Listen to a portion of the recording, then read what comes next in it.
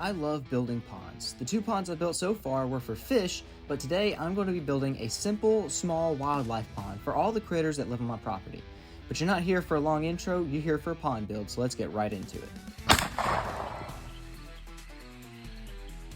The key to any good pond build is first finding a good location. This area has lots of wildlife movement and is in a low spot that already holds water well. This area is also heavy clay, so a liner won't be needed. I start with the basic outline, and I want a small area that's just large enough for tadpoles to survive in the spring, but also small enough to comfortably dig by hand. After all, this pond build is going to be done without any machinery. So sit back as I turn 3 days worth of work into one short 5-minute clip.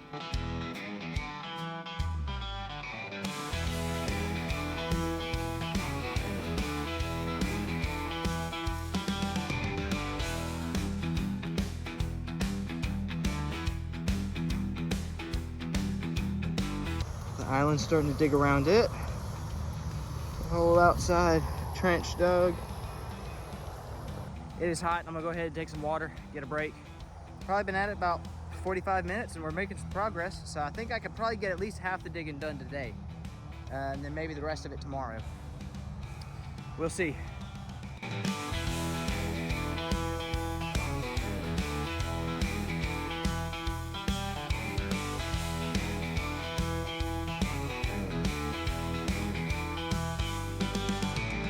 Having heavy clay soil is great for ponds, but it's not so fun to dig by hand. I gotta have a second shovel on standby just to clean off my main shovel, because this stuff sticks to a shovel like peanut butter sandwiches stick to the roof of your mouth. The soil was still a little bit wet, so I had to do this about every 2 to 3 minutes. Alright, so made a good dent in it. Been out here for probably about an hour and 40 minutes. And we got a good bit of it dug. It's hard to tell the depth here, but it's a pretty good little depth so far. Probably gonna be about 2 foot right here, and maybe 1.5 foot the rest of the way around. You can see kind of dug around the island here. Ooh man, it is hot. Tomorrow, I hope to take out that chunk and most of this. Once it's done, I'm gonna be happy, so probably gonna take a few more shovels real quick and then head in the house and get some rest.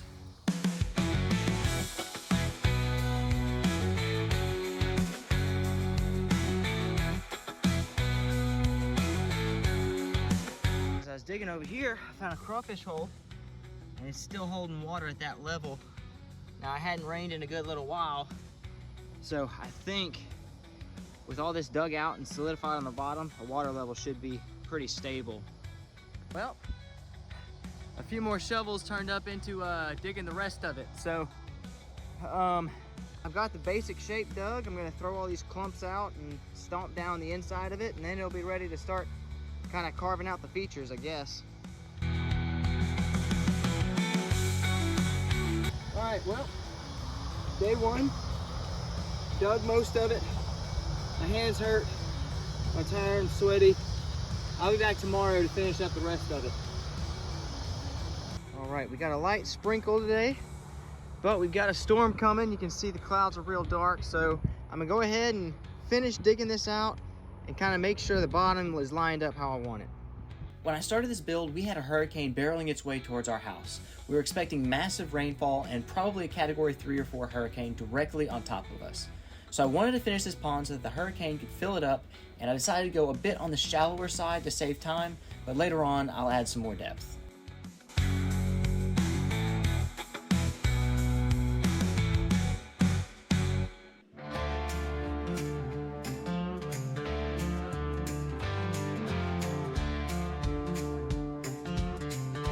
Last time I made a pond, I was told that rocks can help the water clarity, so I added some gravel to the bottom, and I'll also be adding some plants later, but I just need it to fill up first. I think I got it how I want it. Show you guys just how deep that is. It's really hard to tell here. Don't want it to be too deep. Pretty much the only thing that's gonna be living here is tadpoles, maybe some frogs. I might put some mosquito fish in it, but it's gonna be mostly for the wildlife to enjoy. So we're gonna go ahead, let it fill up with water within the next few days of rain and see how things turn out. The hurricane was delayed a few hours, so when I came home from work the next day, I went outside to give it one last look before the storm. I realized that I wanted to add a little bit more depth since our drought season was coming, and I wanted to give it the best chance at holding water over longer periods of time. So I went to work digging out a few different sections, extending the depth a few feet.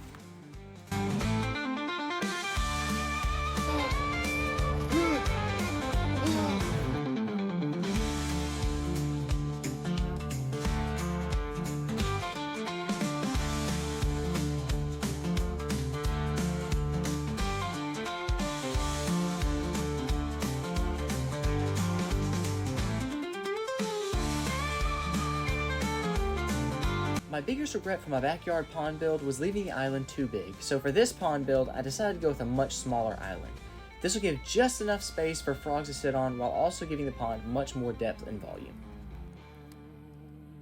Alright, I shrunk the island quite a bit, put the little bit of rock in the bottom. It's about, I don't know, a foot deeper in this whole section right here. I think this will be a nice little pond. We're gonna go ahead and let it fill up, I guess. It's the end of day 3 and the digging is finally done. It's time to let nature run its course and fill this puppy up. Looks like I won't be needing this anymore. And that's when the hurricane came through. Just kidding, what actually happened is the hurricane completely missed us and we had months of extreme drought that almost dried up both my other ponds. Every time we expected rain, it would just barely miss us, keeping the ponds about as empty as my comment section. But finally, after 2 months of drought, we finally got some rainfall. It has been 2 months since I started filming this video, and we finally got one rainstorm last night, and it has almost completely filled it up. Obviously, we got a little bit more room to grow upwards, but you can see all kinds of grasses started growing up around here, and I was kind of losing faith that this would ever fill up, but we finally got a big rainstorm. We got a couple more coming this week, so it should fill all the way up, but this thing's looking beautiful now. But then we had 2 more months with barely any rain, and then finally, a whole season later, the pond was filled. All right, the wildlife pond is fully filled up now. We've got a trail camera here. We're gonna see what comes to drink out of the water. It's not quite cleared up just yet, so we're gonna wait a few days and see if that kind of clears out a little bit. But this thing is looking great. But the biggest plot twist of all was waking up to 5 inches of snow the next morning, which is something that never happens in Louisiana. I actually just had the most snow I've ever seen in my life. Usually we have a tiny little bit of like ice basically, but this is actual real snow, and down here in my part of Louisiana, this never happens. So it is very cold. We're gonna go ahead and check on the wildlife pond, see if it's frozen. The main pond is not frozen, but some of the water leading up to it is over there. Seems like the front yard pond is mostly frozen. I mean, there's obviously some spots here that aren't quite frozen. I didn't realize just how deep it was gonna be. Keep in mind, like, that much snow right there on top of the surface is the most I've ever seen. Usually it doesn't even cover the grass, and out here, I mean, it's crazy. So as you can see, some of this stuff solidified, a thin layer of ice and slurry. All right, so we made it out to the wildlife pond, and over here, it doesn't look like it's quite frozen. It looks like it's, well, got a little bit of ice. It looked more like it was just like kind of a slush, but it's got a little bit of ice on the surface here. Lots of snow everywhere, which is really awesome. I know a lot of you guys who are watching this probably have snow all the time. This is like a once in a lifetime thing down here. So very thin layer of ice there. And yeah, looking good. Not noticing any footprints out here except for the ones that I just made. So I'll check the trail camera, see if anything's come throughout the last couple nights. Then I'll leave it out here for a couple days, see if any of the animals come out in the snow and kind of cross this path over here. Unfortunately, all I got in the snow was my own movements as well as the snow actually falling, but I did get lots of critters from this trail camera and one that was about 30 feet away. I noticed a lot of deer movement as well as a couple coyote clips, but it was actually kind of surprising that I didn't see that many animals moving around. During hunting season, the animals like to hide from my trail camera and avoid the normal routes, and I think that come springtime they'll be back and active in this area, so be on the lookout for another update video coming in the spring. This deer avoided me all hunting season, and one of my cameras corrupted in early December, so I lost most of the footage that I had of him, but that's alright, I'm gonna get him next year. There were tons of tracks all around the pond, but the critters must have been sneaking around the cameras. I even baited up the pond's bank with some treats only to have them stolen without the cameras going off. but I was about to get a close look at one of the pond visitors in person. At about 1 o'clock in the morning, my dogs woke me up barking and snarling at something in the yard. I shined a light outside, but it was too foggy to see anything, so I grabbed a tool from the toolbox, if you know what I mean, and headed outside to investigate. I knew we had some coyotes out and about, so I proceeded with caution.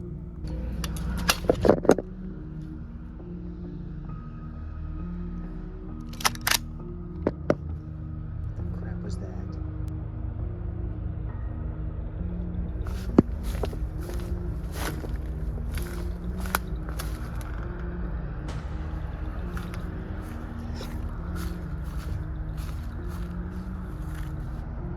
Vlad, is that you? Gosh, dang it, cat. Vlad scared the crap out of me. And before you comment, the plan was just to scare the critter away from the propane tank before shooting. I just had to point the gun that way because it had the flashlight attached to it. Luckily, I know that's not what the dog was barking at.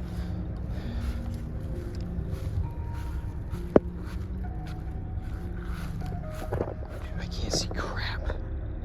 I traded out the AR for a shotgun and headed out to patrol the yard. It's going to look like a first-person video game to you guys.